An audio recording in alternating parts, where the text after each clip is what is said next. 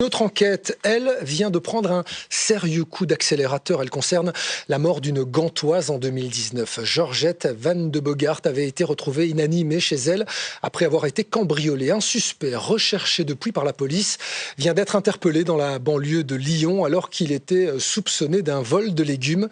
C'est la vérification de son identité qui a permis de relier les faits. Les explications de Benjamin Samin et de Gaëtan Zanqueta. C'est ici, dans sa maison de Gand, que Georgette est découverte agonisante près de 2 jours après avoir été violemment cambriolée. Elle meurt à l'hôpital des suites de ses blessures. Le dossier judiciaire n'est pas vide. Un suspect est en effet identifié grâce à des traces ADN laissées dans la maison. 5 ans plus tard, l'avis de recherche lancé par la Belgique contre lui est toujours actif. La Belgique émet un mandat d'arrêt européen pour que la personne puisse être interpellée en Europe, notamment si elle prend l'avion lors d'un quelconque contrôle d'avion, de train ou quoi que ce soit. Et la roue de la justice a tourné.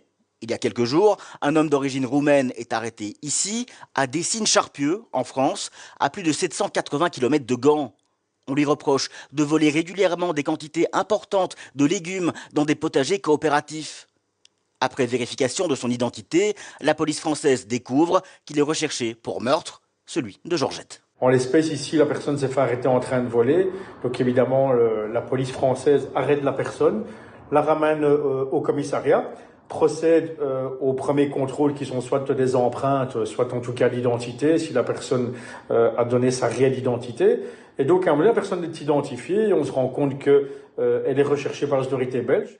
Et puisque les faits ont lieu en Belgique, une procédure d'extradition se met en place, en bonne collaboration entre les deux pays. Le suspect ne s'y est d'ailleurs pas opposé.